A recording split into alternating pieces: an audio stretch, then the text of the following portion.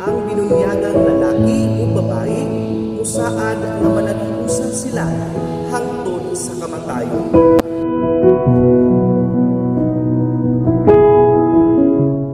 Ang sakramento sa kasal.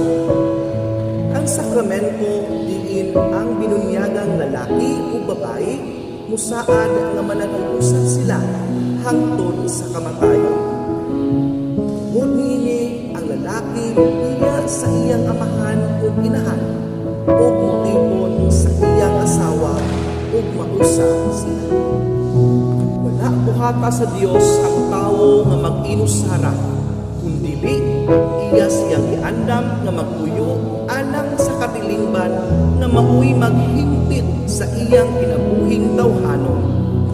Usa, gidugtong sa Dios ang lalaki o babae aron magtukod og banay nga maoy unang katilingban nga puy-an sa tawo.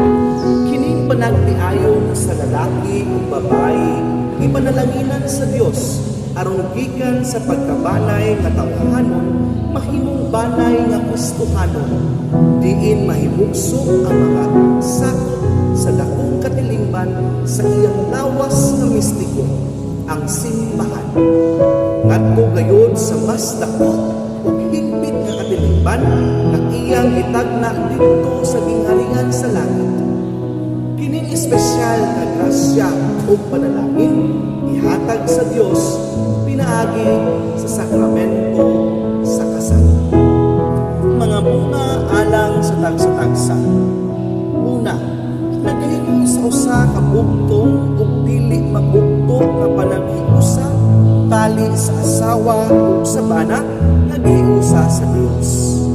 Ikaduha, naghatag sa magtiayon sa grasya aron makabot nila ang kasantos diha sa ilang kaminyon ug sa grasya sa pagdala sa responsibilidad sa pagpatubo ug pag-edukar sa ilang mga anak.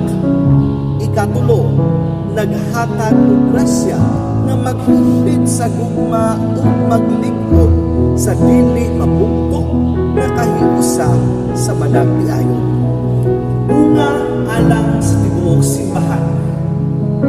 Kini nga sakramento naghatag og dugang sakop sa simbahan o sa